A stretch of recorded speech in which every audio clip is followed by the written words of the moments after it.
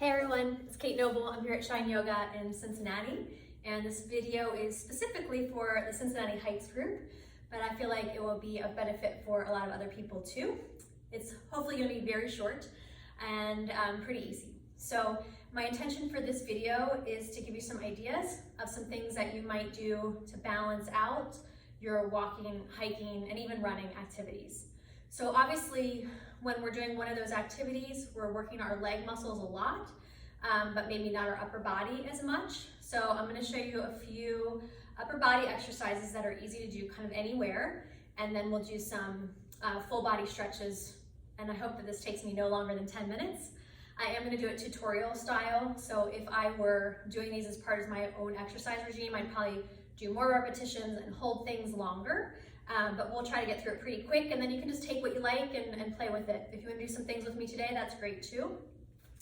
I'm in the studio and I'm using a chair, which I'm going to ask you to imagine as a park bench, so that you could do some of these exercises, while you're on your hike or when you're finished with your hike. And if there's no bench available, you can, do it on your car. So the first one is push-ups, and floor push-ups are pretty tough for most people, but doing it on the high end of the back of the bench, maybe not so much. So the thing to work on when you're doing that is to set yourself up in a nice lean where you're not collapsed through your pelvis, and also where you don't have your butt too far back. So you're gonna try to come to a nice straight plank position, and then just lower and push as many times as it feels good for you. In the fitness industry, there's something called AMF, absolute muscle fatigue. So when you feel your muscles like, I just can't do another one, that sure is time to quit. But I feel like if you start losing your form, that's time to quit too. And just another little tip on those, if your hands are wider, it tends to be a little easier. If doing on the top edge of the bench feels way too hard, find a tree and just do some like sweet little tree pushes. And if on the top edge of the bench feels easy, do it on the bench seat. And for any of you like, well, that's easy too, you could turn around and put your feet on the bench and push up there. So something for all levels. The next one is, and I would suggest try to do like anywhere between 8, 15, even up to 25 of those push-ups.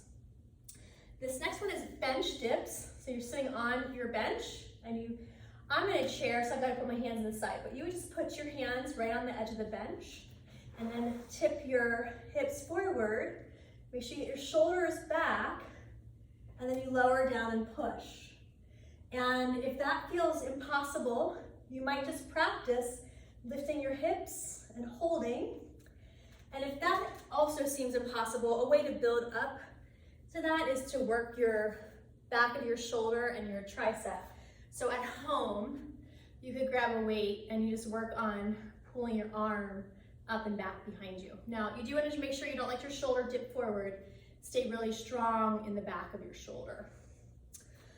Okay, and then, so I want to acknowledge that we've got a few functional movement patterns for the upper body. So pushing, we did our push-ups.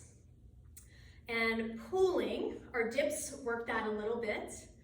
If you felt like it working even harder, you could go to the playground and find like a medium height bar, or find a tree with a sturdy lower limb, hold on to it, lean back and pull up and release down. So that would strengthen your back body muscles. Hopefully your imagination is working well. You can imagine what that looks like. And then we've got pushing and pulling overhead. So that pull up will work the pulling towards you. And the push up overhead, you can do a downward dog, or if you want to make it harder, maybe go do it near a tree and crawl your feet up spider pose at a tree. If that seems impossible, something to build up strength at home would be with your weight.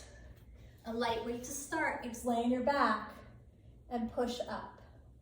Again, anywhere between like 8, 12, 25. Just go listen to your body. Where can you keep good form and what feels good? Okay, so those are the upper body strength exercises. And then we're gonna do some quick full body stretches. So we'll take both arms up overhead. One hand holds the other wrist, and then you just lean. And you get a nice whole side body stretch. When you spend a lot of time walking forward, there's a lot of stabilization work that's happening in your side body. So it's really helpful to stretch your side bodies. Let's do the other side. And as you're holding the posture, I think it's really nice to focus on a smooth and steady and full deep breath. All right, we stretch the arms overhead, side body. We're gonna stretch the arm behind us. You can go ahead and put your hand on a wall, or if you're in the woods, on a tree, and just simply turn and have a sense of this part of your chest stretching and the front part of your shoulder stretching. And then the other side, same thing. When you're doing this, you want to make sure that you don't let your hips and pelvis push forward. So you're actually kind of holding back here so you can open up the top part. Okay, good. And then take your arm across you. The other one arm can scoop under. You could also just hug yourself. And so you're just taking the arm across the body. And the other side. And again, I just want to remind you, I'm going pretty quick here. Normally I like to hold things for like at least 5 breaths. Good, and then swing your arms out a little bit as long as that feels good. And then maybe a little quick backstroke. And just move your head and neck, however feels best for you. All right, so that's kind of the quick upper body. And now for your lower body. I do think, especially for walkers, hikers, runners, stretching your quads is super important and something that is maybe a little neglected. The easiest, non-equipment way to do it is just stand on one foot, reach down, hold your hand to your foot. Now, I realize that there is flexibility and balance challenges in doing that. So another good way to do that one is that you just sit on the bench, turn kind of catty corner, and then work your back leg behind you with your knee bent. And then if you need more, you reach your arms up and stretch your back leg back, and that'll give you a nice stretch all the way from your knee up through your psoas, into your belly, and into your lower back. Okay, so we've got that version, or you've got that version. You could also, if you're comfortable on the ground, do it side lying is a nice way to do that too. Okay, so front of upper legs. This part, your glute. I think the easiest way to do that one is again on the bench. And you sit all the way forward and lean your chest back to make it easier to get your ankle over your opposite knee. And then sit up and lean. Now, the minute you round, you're not gonna get the glute stretch anymore. You have to be lifting up through your lower back. So the moment that you cross your ankle over your knee and start to move upright where you feel the stretch is plenty. You might not need to do the forward fold lean. If you have pretty good balance, you can just hold onto the back edge of a bench, cross your ankle over your knee, and sit down, and that'll give you a great glute stretch. All right, so we've got in front of thigh, outer hip, now we need hamstrings. So that down dog we did earlier for upper body strength would be great, or you can just walk your hands onto the back edge of the bench and stretch your hips back. Think about keeping your spine long, and just make sure that your knees aren't locking out, so they can go all the way straight, but you don't want to jam your knees. And then we've got inner thighs. So taking your legs wide apart, turning your toes out, just squat right down. And then if it feels okay for you, you can kind of rock and roll in there a little bit.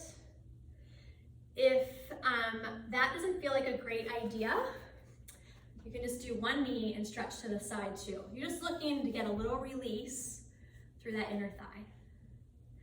All right, we're almost there. And then your calves, one knee is bent forward, the other heel presses flat. And one that people kind of forget about is the front of your ankle. So you're gonna lift your foot up, point your toes, and press your toes and the front of your ankle to the floor. Now, a lot of people are really stiff there, so make sure it doesn't hurt you, that you increase your flexibility over time. Let's do the other side. Heel press. And obviously, you're gonna get a bigger stretch with your shoes off. So you might do it with your shoes on while you're out, and then maybe take some time later when you get home, take your shoes off and stretch your feet and ankles this way. All right, I'm gonna finish with just one more, maybe two. Side angle pose is my favorite yoga pose for health. and because it stretches so many things at one time. So I'm turning sideways, just so you can see one important point. My front foot, I'm turning outward. My back foot, I'm turning inward. I'm gonna bend my right knee, put my right elbow on my right thigh. What tends to happen for people is they push their hips forward. Keep your hips back, even if that feels like you're kind of sticking your butt a little bit behind you. And then stretch your arm alongside your ear. It's fine if it's a little in front of you. I just wanna go for a really big side body stretch. Good, let's do the other side. Turn your toes, front toes turn out, back toes turn in. Bend your knee. Do check your front knee. Make sure it's pretty much right over your ankle. Make sure your hips are back, and then stretch your arm alongside your ear.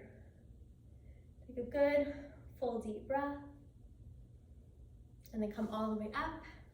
And I wanted to give myself that room to do one extra after that because it's important, I think, to end with a symmetrical pose. So you could do your bench, wall, chair dog, or just a nice standing forward fold. If that feels good in your body, you're gonna get a good back of the leg and back of the spine stretch.